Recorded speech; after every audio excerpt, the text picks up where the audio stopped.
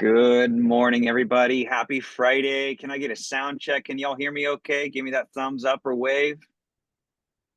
Oops. I can Beautiful. hear Thank you so you. much. Wonderful. I appreciate that. Thank you. Thank you. My name is Michael Robertson. I am a professor of anthropology here at Long Beach City College, and I'm also serving as the online education faculty coordinator, which is just a long, drawn out title that describes I get to serve faculty just like you as we navigate the world of online teaching together. So it is my pleasure to be with you today. We still have folks coming in from the waiting room, which is wonderful. Let's bring them on in. The more, the merrier as we begin today's workshop. Now, I want to go through just a couple items of housekeeping before we jump into our featured presentation today. First and foremost, as you heard already, this meeting is being recorded. Some of our colleagues cannot join us today, so I like to post these on YouTube so they can check it out a little bit later on their own time to get this helpful content. So just be aware that we are being recorded. However, at the end of the presentation, during the Q&A portion, I tend to stop the recording there for a more personal discussion. So I will stop it at the end of the presentation for questions and answers. Also, want to remind you, please feel free to engage in the chat as we go throughout this presentation. I'll be monitoring that chat as our presenter does his segment today. So feel free to drop any questions or comments throughout that, and we can talk about those at the end as well. We do have the automatic closed captions enabled on this meeting. So if you want to see those, just click that CC button at the bottom of your Zoom screen to have those displayed. Okay, so those are my housekeeping items. So with that, let me give you some context. The best way I know how to introduce this speaker series is by starting off to say, I love online teaching. I sincerely, really, really do. I've been teaching online for 11 years at this time. And I get to serve faculty all around the college, as we continue to teach online, whether that's asynchronous, synchronous, or hybrid, whatever it may be. And so I really enjoy getting to help our colleagues design those exemplary online courses. But one of my favorite parts of the job is when faculty come to me to share their successes. And they say, hey, Michael, I tried this new thing in my online class and it's going really great. Can I show it to you? And I'm like, yes, drop everything. Like, we need to hold up and we need to look at this really exciting thing. And that's what motivated me to offer this showcase, where we get to feature some of our exemplary online instructors who get to walk us through what they do, show us what excites them in their online course. And I sincerely hope throughout the next hour of this workshop or so, you get to share some of that excitement that our speaker has today. So again, that's kind of the point of what we're doing this. It certainly inspires me. It excites me to try new things in my online course. So I hope you glean something. If you take away just one thing that you're going to try in your online course tomorrow, then mission accomplished for this workshop series. Okay. So with that, let me introduce our guest today, Dr. Ed Chen. And Ed is a psychology educator and social scientist, possessing degrees in psychology and education from UC Irvine. And his doctoral research centers on the brain processes involved with learning and doing math. In the classroom, Ed aims to offer authentic learning experiences that build theoretical and practical knowledge that students can apply to their own and others' lives.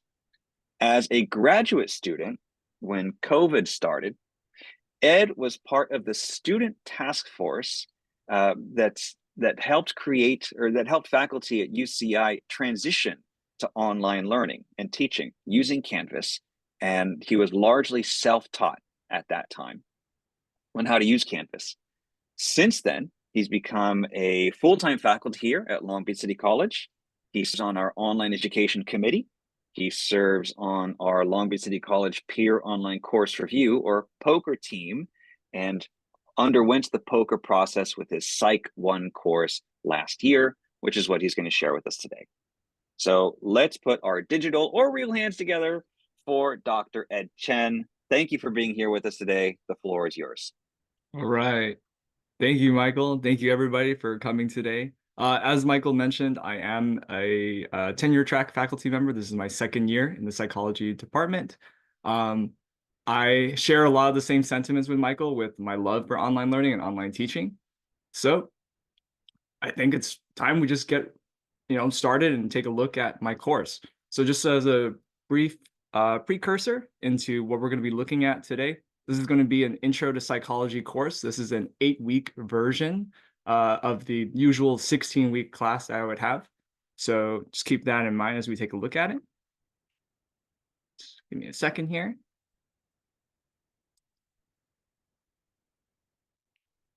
Okay. And this is our homepage for Psych 1. It's taken me a painstaking number of hours to make this the way I like it. It took a lot of time coming into LBCC for me to get this course set up. And I'm very proud of a lot of the work that I was able to do with this course. And now I'm getting to share that with all of you. So as we're kind of going through this, for sure, leave some stuff in the chat if you have any questions about anything that's going on. I am always open to answer questions from everybody, as we're going through this. Of course, if you want to wait until after I'm done doing the little showcase here, you can ask questions during the Q&A session as well. Okay, so this is our homepage. I wanted to basically create a homepage so that students, when they come into the course, they feel welcomed and they have a lot of useful and helpful links that can be easily accessed the moment that they kind of land onto the online course. So I have my banner, I have a couple links you can see here for the course syllabus, a little Q&A discussion board that I've set up for all my students for them to kind of interact with each other. This is a course shell, so there's no students in here. So if I were to click on this, there'd be literally nothing. And then over here, we have a link for the resources. This is just a link to a page that I have, and I'll show some of these a little bit later. This is a link to a page that has a list of different LBCC resources available for students. Some course information stuff, links to our textbook. I use an OER from my class, so it's free. So I have the PDF downloaded for my students, and I try to make it an accessible link for students here. You can see that little icon for the accessibility score. It's really important for us to make sure that a lot of the content that we post onto our online courses are accessible to students, especially those that might need to use something like a screen reader. So you want to be checking those kind of as you are going along, uploading whatever files you have. Could be your lecture slides, could be lecture videos, other images that you might have on some of your pages. All of those things are super helpful to make sure that your students are able to easily access all of the content that you want them to see. Another link here just for the hardcover book that we have. It's completely optional if they want to buy that from Amazon or something, or if they want to buy it through the bookstore. Now, because this is an 8-week class, I have roughly 8 weeks or 8 modules that the students are going to be going through. And usually how I break this down is into just different weekly modules. So you can see here on my homepage, I have different links to different modules that the students are going to be progressing throughout the 8 weeks, whether it's the first or second 8 weeks. But before they're able to go through all these different module links here, which I'll show you an example of each of them in just a bit, they will have to go through a little course orientation module that I've set up. This is like a little welcoming page or set of pages, usually an intro video, some stuff about me, the resources, different course policies. This is just to get them acquainted and just ready for this online course before they're able to really start looking at the content for real. And then at the bottom of my little homepage right here, got a little bit of instructor information, my name, my email. I do include my Discord here. Students don't ever really use that, which is totally fine. I'm just wanting to give them as many options as possible to have a way to contact me, since I don't have physical contact hours with my online students. So whatever different means I can kind of give them to just get in contact with me, whatever's most comfortable for them, I want to take advantage of that so that I can answer their questions.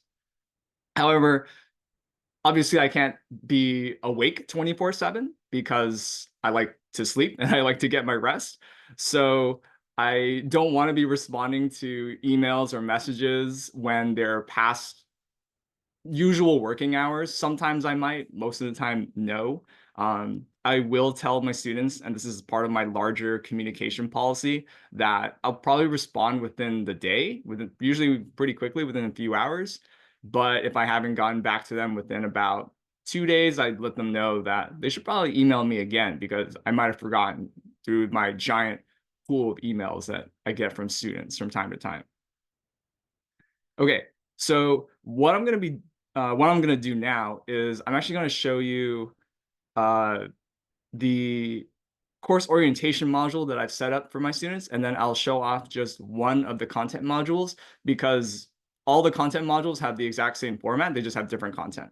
So I didn't feel like it would be that necessary for us to like look at everything, just one of the orientation modules and the content module, and you'll get a pretty good sense of how I run this entire class. Okay, so next up, I'm just gonna go here. So you can access, or students, if you were a student, you can easily access all of my content through the modules page here. However, the reason why I have the homepage set up the way that I do is so that if the students go to this page first, and they're always going to end up on the homepage first, unless they just they're directly linked to the modules page, that let's say they're starting their first week, they can just click onto this first week module and be taken there. But if you're brand new and you don't know what anything is in this class and what's going on, then we have a very helpful Start Here button that'll take them to the course orientation module. And I just want to make sure that this will actually share. So give me a second while I share the full screen instead of just this window. Okay. So I'll click on the Start Here, and let me just go to that page. And just give me like a quick thumbs up to let me know this is still showing. You're seeing the module page. Okay, Yep, cool. Thank you. All right, so this is the course orientation module. I'm just gonna briefly go through each of these module pages right now and just kind of show you how I want to set up my students for success when they first enter an online class. One of the things that I want to keep in mind with all of my online classes, this is an intro course, but students can have varying levels of online experience coming into the class. Some students are going to be coming in with a lot of knowledge on how an online class works, how Canvas works, and they're just going to breeze through this, no problem. Other students are coming into this is maybe their first time ever touching Canvas or even in an online class. So it's really important that we set up this initial module to get them ready for what an online class is going to be like. And I'm seeing a couple things in the chat. Okay, no questions so far, so that's good. But if you do have questions, please drop them in the chat. So we're going to start first with our class orientation page. So I'll open this up as a separate page so you can all see that. And if this doesn't work, I have it pulled up, or I have it in another, in my real class, so we can take a look at it there. All right. So the way I like to set up my online classes is I like to introduce all the students with a little welcome video. Your welcome video does not have to be 23 minutes long. That's a little, it's a little excessive. But I think of it as the same as when you are in your in-person classes and you're doing your little syllabus overview. This is kind of the same idea, right? You want to walk your students through how the class works, what kind of assignments they're going to have to look at, how do the modules work, that kind of thing. So for me, I try to explain all of that with this little welcome video. Again, 23 minutes, not super necessary. If you could do it in 10 minutes or so, that would probably be ideal. But I haven't heard any complaints from my students about this particular length of video. And from one of the semesters in which I taught this online class that was still 16 weeks, a student actually left a comment on the video saying this was super helpful. So I'll take that sample size of 1 as a key indicator. This is working. But yeah, so the students will watch through this video. It's closed caption. That way, students are able to easily access all the content that's on here. My face is popping up in the right top corner over there. You don't have to necessarily include your face when you're doing these kind of videos, but having your face included might be really helpful for the students to see that you are a real live person. The person who's going to be sending them all their announcements and reminding them to go do their assignments. So you want to keep that in mind as well. And the way that I've set this video up is through Canvas Studio. So if you're looking over here on our left navigation panel, you can see this little icon over here for Studio. And I'm just going to click on that really quick to show people what that looks like. Is that okay, Michael? You go for it. Yeah, all right. Sounds good. So I've set up a number of different videos for Psych 1 and Psych 2. Psych 2, you'll only see 2 videos right here. I will only mention this in passing. I use both Canvas Studio and PlayPosit for all of my lecture videos. Canvas Studio for Psych 1, PlayPosit for Psych 2. Why do I do that? Because I'm bored and it's fun for me to try out different ways of presenting material. But all of my lecture videos, you'll see there's over 100 of them just kind of saved into this folder that I have for Psych 1. This includes the little welcome video that I have there. And when I upload all my videos into Canvas Studio, I can edit them. I can add little embedded video questions, which is something we're going to be seeing a little bit more of later. And these are all different ways that I want for my students to get more interactions and spend more time in the course. Because in my eyes, the more time that the students are spending controlling for other factors in the class, the more time they actually get to take or experience the content, which is really important, right? If I want them to actually learn, I need them to take time and spend time deliberately with the material that I have.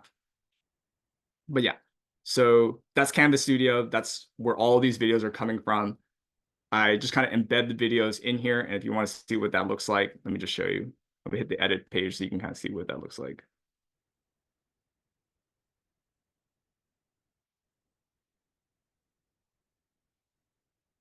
You'll see this icon, this little blue icon over here, which is for Canvas Studio. Whenever you click on this, it allows you to look up the videos that you want to embed into any of your content pages. You can also use it as an assignment as well.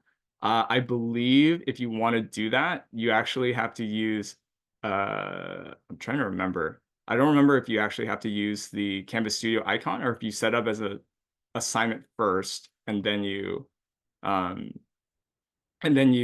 it some other way, like a third-party app. But I'll probably remember as I look at that assignment page later. So I guess more on that for later. Okay, but yeah, so we would use Canvas Studio. You click on the icon, you look for the video that you want to embed.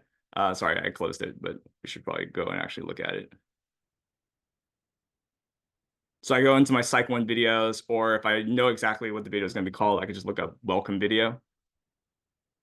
And then I'll look for the one that doesn't have this little text in the bottom left corner, because that means it's currently not being used. So I have a number of these welcome video versions, and then you would just click on it, you select it, and then you just embed media, and it's right in there. If it happens to be a video quiz, it'll have a different option over here, which we'll see later.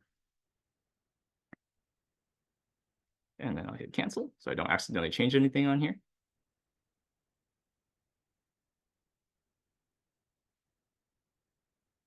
And then I'm going to close this page and check chat really quick.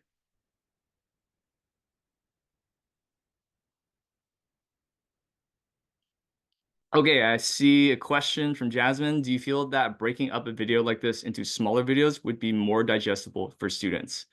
Yes, it can. Students can definitely watch longer form videos. I think there is a conception, not misconception, but there's a conception that many students would prefer to watch shorter videos, but you can get students, I've seen students watch videos that are like 1 hour long, 2 hours long, and are more or less fully engaged the entire time.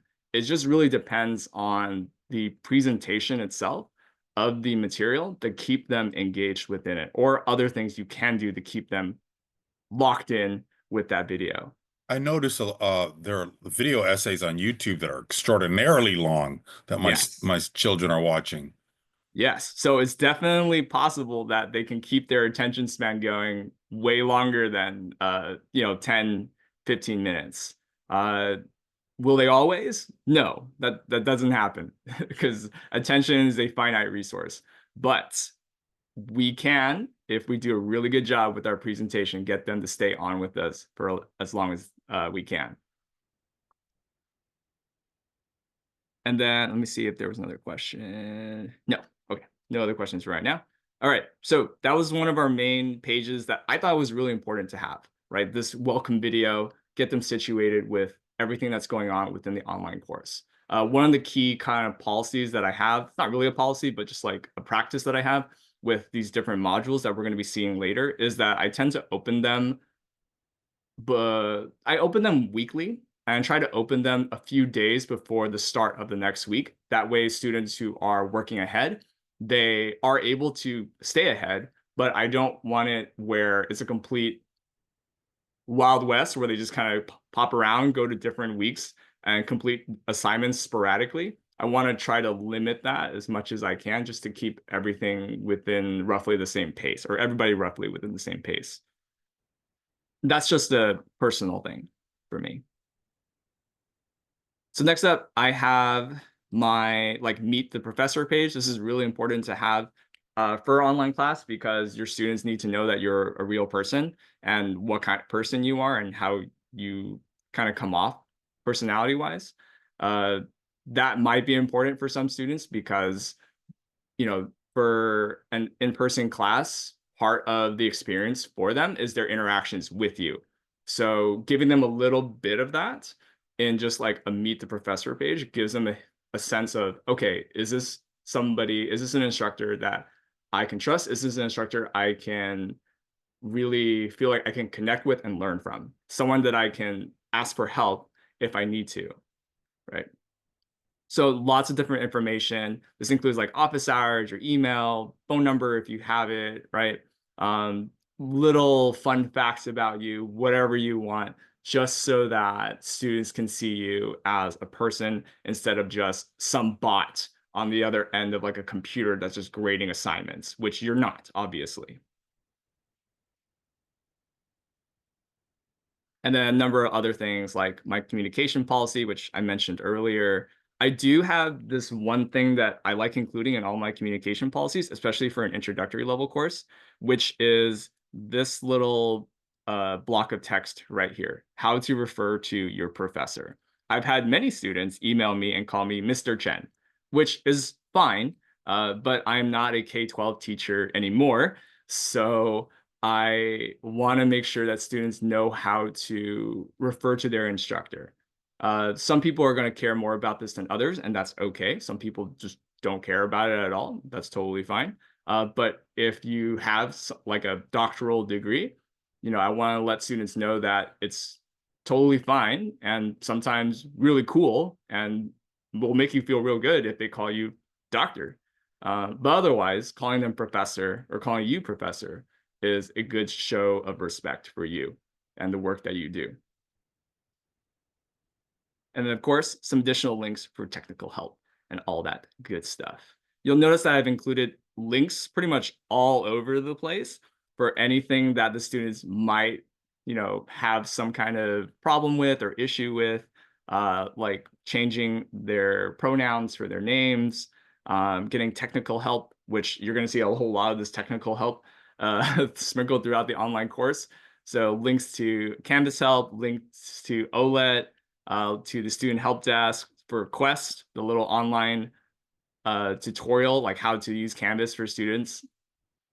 All super helpful and a good plug for the OLED team and for Quest because students will often come in and not know what to do with Canvas. So it's very helpful to have that.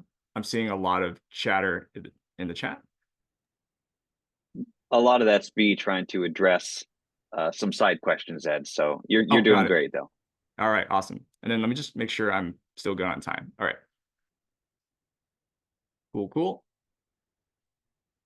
I'll take a look at just a couple of more of these pages. So here, I just want to highlight, not this one, not this one, but this one. This is just a resource page. As I mentioned, from the home page, if we clicked on the resources, meaning if I clicked on this, this would take me to the same page that I am looking at right over here, right? Same page. So this is just a link to all different types of resources available at LBCC. I also include a little blurb right at the top. You can see this here, that if the students are having any issues accessing any of the links here, because maybe I didn't do a good enough job of validating all of my links, that they can contact me or contact DSPS if they require some kind of accommodations with accessing any of the materials here. But it's literally everything. I've thrown everything, even the kitchen sink, for the students to access all the different resources here. It's a little overwhelming, I'll admit. But if the students are looking for something in particular, this is the page they would go to get those extra resources. Everything's there. And I will be updating this in the future to add more things like the timely care that we have, the 24/7 timely care, as well as trying to make sure that I have the correct naming conventions for our other campus. There's TTC, right? Not PCC anymore. Other page I want to show everybody is just like a course practices and policies. So in my syllabus, I also have this listed on there, but to make it so that I guarantee that my students actually read things that are important on the syllabus, I make them required pages within the course orientation module, because I can never guarantee that they'll actually read it, but I can guarantee that they'll have to at least look or glance at this page before they hit next within the course orientation module, because I do set the course orientation module as a required module for all of them to look through. So this will include different grading policies. I tend to be very flexible with my grading policies with the online classes, especially right now with the 8-week, because this is my first time teaching the 8 weeks. So I wasn't sure how the intensity of the course was going to affect whether or not students would be able to complete assignments each week. But that's besides the point. So here's all my grading policies. I do have feedback policies as well. I usually try to provide feedback to my students very early within their submission dates, usually within a week. And with the 8-week course, that gets a little bit more intense, but it's still manageable. Assignment breakdowns. This is just more or less copy pasted from my syllabus, which is fine. My legwork policy, grade assignments, important dates for dropping and adding and receiving W's and EWs. Actually, I don't have the EW thing on here, but I need to add that on here as well. Dropping in classes, course participation, specific things about DSPS if they have accommodations. Netiquette, this is one of the big ones for an online class. So a lot of our assignments for an online class will involve discussions for students because they need to have their student-to-student interactions. And so this is just a way for us to kind of tell them like, okay, please behave nicely and talk while you're talking to each other about potentially sensitive topics, especially something within like psychology for like mental health. That can get a little dicey from time to time. Academic integrity and honesty, of course, normal stuff. And I have a very brief AI policy that I'm using for this class. So I teach 2 different classes. I teach Psych 2 and I teach Psych 1.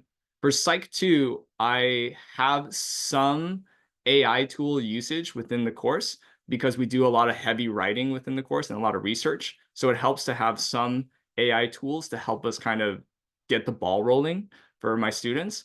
But here, I felt that the use of AI is not very necessary in order for us to do our assignments. So for this class, I basically say no AI usage, please.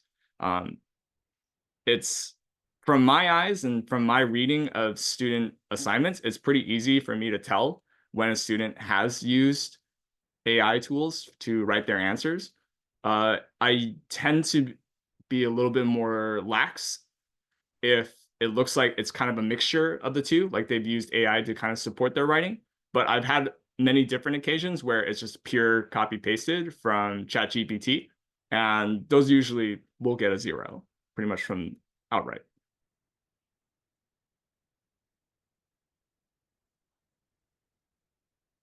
Okay, and then I'm gonna close this one. Oops, I might have just closed our chat.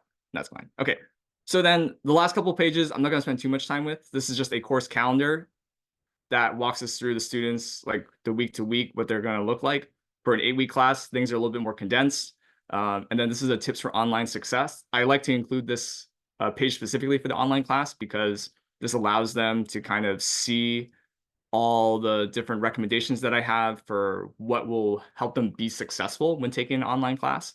So this is including different links to things they could do on campus, but also things that they could still do from their computer. So links to the Reading and Writing Center, the library, the Multidisciplinary Success Center, Quest again, want to bring that in. And I have my own set of like general advice that I give to my students, like how to access their Canvas calendar, setting their notifications so that they actually receive my emails and can see them, how they can check their grades often, and then some other specific topics or specific tips that I have for navigating the content that I have, and as well as just many more additional links for my students. And then here's the little course calendar page that you can kind of see. So this is everything broken down week to week for my students. Yeah. All right. I just want to go ahead. Is there any pressing questions in the chat, Michael? I'm about to go in and take a look at a full content module. One question just came up that's pertinent to what you're showing right now. And we Yeah. were just wondering, is this the student view of the course? No, this is instructor view. This is instructor view right Okay, now. okay. Yeah. If I'm in student view, sorry, it looks a little bit more clean in student view. It's a lot Yeah. messier from my instructor view. Okay, no worries. Instructor Yeah. view is fine because you could show us edits and stuff. Thank you.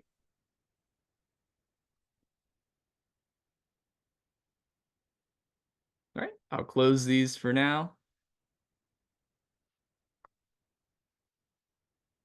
All right. Once the students have kind of worked their way through looking at all the different pages, and I've set them all to view, so you can do this by editing your modules. And when you do this, you can have specific settings for the modules, such that maybe you want your students to all have completed the course orientation module before they're able to access any of the actual content modules that you have. That way, you can increase the likelihood that students know what's going on within your class. And one thing that I don't have here that I know many instructors do, and I have in my other online class, is you can also include like a syllabus quiz just for making sure, or like, yeah, it's like a scavenger hunt, that kind of thing, to make sure that students know where certain pieces of information are that are important to how your course is being run. So I'm going to minimize this now, and we're going to skip down here to what the content module is going to look like. So I mentioned earlier that we can access all the content from here through the homepage as well. So if I go back to the homepage and I just want to look at our very first week, the Introduction to Psychology and Research, I can click on this and it'll take me to this dashboard page, which is a landing page that the students have access to each week when they access the weekly module. And this dashboard page that you're going to see right here is the same dashboard page that I have listed within the module, the very first page they have. From here, they have access to all the assignments that I have listed here, as well as my lecture slides and lecture videos. But you can see from the module view all the different stuff I have, using text to let them know about where they can find certain pieces of information, what readings they're supposed to be doing that week, the assignments, some of the due dates set up for the assignments, and then some optional resources that I have for the students. They can see all of this from this view just fine. I just want to give them options for that. However, I would like for my students to actually go onto this dashboard page right here, which would take them to this. And you'll notice, hey, this looks just like your homepage. That's because I'm not very creative. So I just use the exact same image from my homepage here. But it's a nice one, so I'm just going to keep using it until I can figure out how to use, or figure out not how to, but some different banners that I want to use in the future to better represent the content for each of those weeks. So that's a bit of a work in progress, but yeah. Why don't we take a look at this as a student? That might be more helpful to people. So behold, this is the bread and butter for each week for my students. This is our dashboard page for each week. You're going to see an overview about all of the content that we're going to be talking about during that week. So I say like, hello, Viking students, welcome to your first week of this introductory course, blah, blah, blah. Here's some stuff about psychology. We're also going to be talking about research methods, super fun, at least for me. And then we scroll down here and I have my different learning objectives for that week's module. So I have my chapter 1 objectives and my chapter 2 objectives that the students can click on. On mobile device, this does not work. On the computer, this works, or just on like a web browser, via like a tablet or a computer, this will work.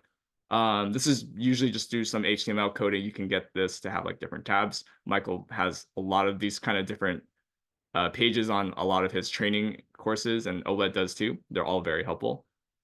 And it's pretty easy to find the HTML code to just like kind of code this in yourself if you wanted to do that. Down here, I have my lecture videos. The way I have this 8-week class set up is all my lecture videos are optional for the students to watch. So they can watch the videos alongside their readings in order for them to do the assignments. So what I do is I provide slides for all the chapters that I actually cover. So chapter 1 and chapter 2 slides.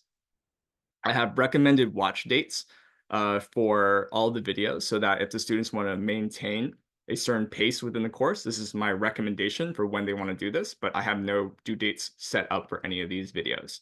You'll see I have a number of different videos covering all the content from that particular chapter, all with little timestamps set up so students know exactly how long each of them are roughly going to take if they were to go in and watch it. And then at the bottom of each of these kind of content panels that I have here is a link to additional learning resources that are completely optional. They don't even have to look at this ever. But these provide them little interesting enrichment videos that I want them to kind of go check out if they want to learn more about any of the topics that we talk about during that week. And then the bottom here, and I'll come back to these videos just a second.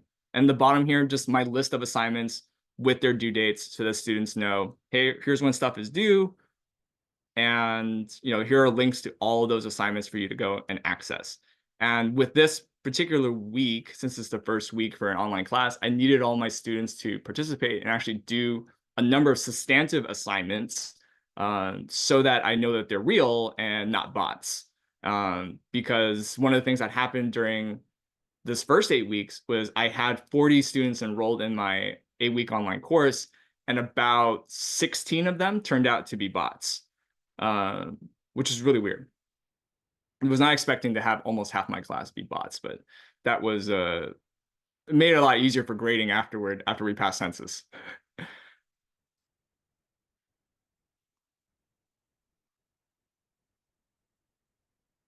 All right, let's take a look at one of these lecture videos.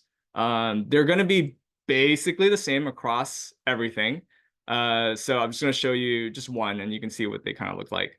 And with these pages, I also use Canvas Studio, as I mentioned before, to get everything set up. The students, for my class, this is going to be maybe unique to some people.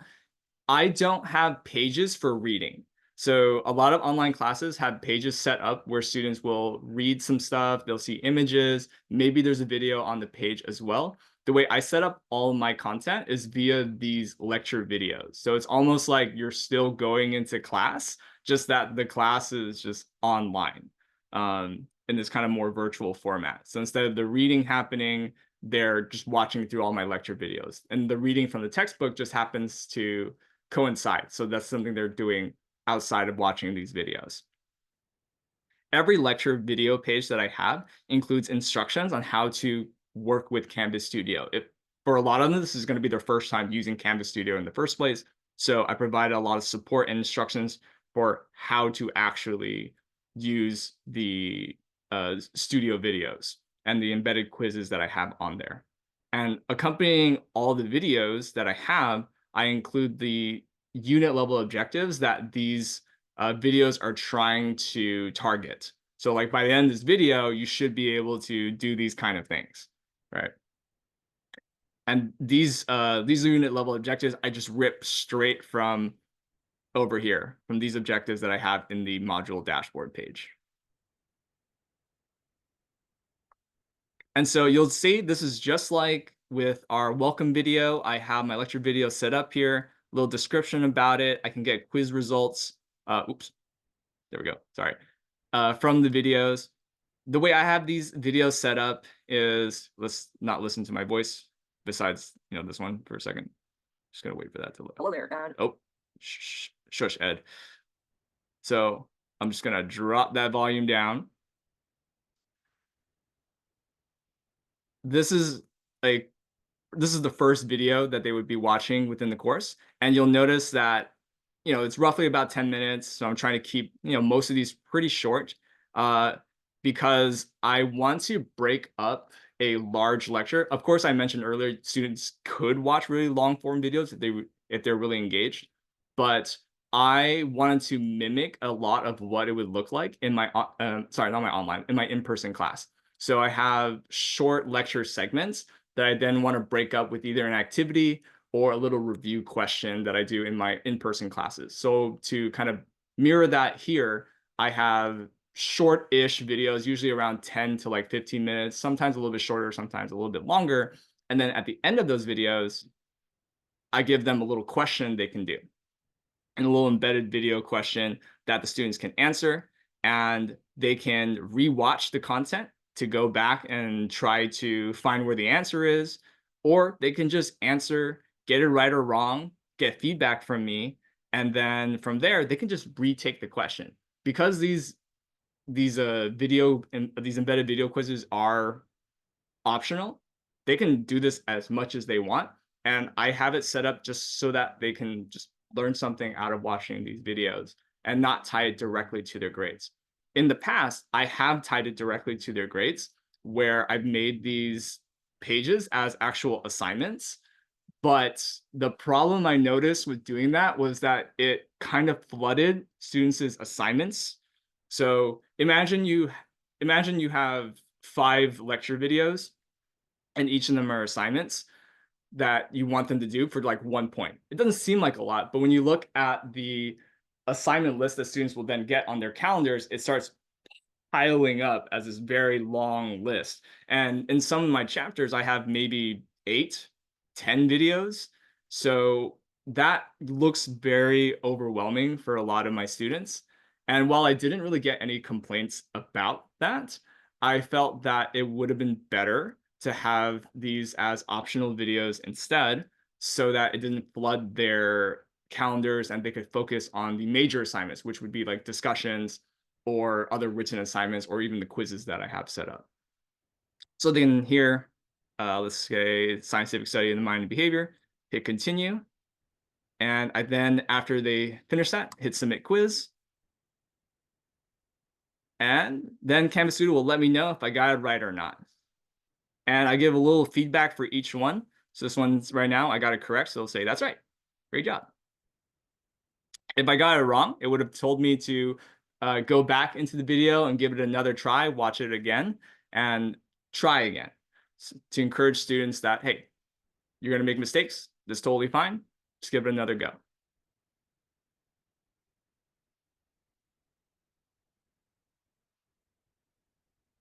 Okay. And now I am, and that's like more or less what all of the other content pages are going to be looking like. All the other lecture video pages are going to look basically just like this. So that like more or less covers all the content pages. The only remaining things would be the additional resources or the learning assignment pages. I mentioned earlier, these are just optional pages for students to kind of see a number of different enrichment videos that are on here. You can see all of those there. And if anyone's ever seen Boris's course, this is going to look very familiar because I use a lot of the same videos as Boris, but I found a lot of videos were no longer accessible because they didn't have the correct closed captioning, so I had to replace a lot of them as well, which is very typical. You're going to find videos that work for you that you think are awesome, but then they don't have closed captioning or they don't have accurate captions, so you're going to have to like find some alternative, and that's totally fine. And then all of my discussion pages, most of my assignments are going to look something like this. So all the assignments will include a little bit of purpose for what they're going to be, why they're doing this, the exact tasks that they're going to be going through, criteria for success, whether or not, like what things I'm looking for in order for them to earn full points for this, and then information about feedback that I can provide to my students as well. Okay, yeah, I just got a ping. I have been talking for a little too long, which is totally fine. But I'll probably end it there, and then let's just see what kind of questions people want to ask about any specific things that I talked about or maybe didn't get a chance to talk about. Well, thank you, Ed.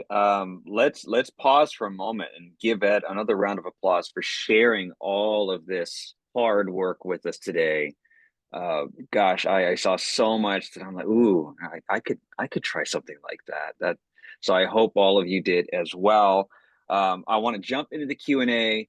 I'm going to stop the recording for that portion. Before we jump to Q&A, I'm going to shamelessly plug our third and final session in this exemplary online teaching showcase. So Ed, I'm going to share my screen for just a moment. Oops, let me share my screen. Here we go. Next Thursday, October 24th at 2:30 to 3:30 p.m., we will be featuring part-time faculty of communication studies, Desiree Montenegro, and she will be sharing her communication studies course with us. So please, please, please, if you've enjoyed this workshop series so far, please join us for that day. I'm dropping the registration link for Desiree's talk into the chat for you. And with that, thank you, Ed, again. Let's stop that recording and get into Q&A.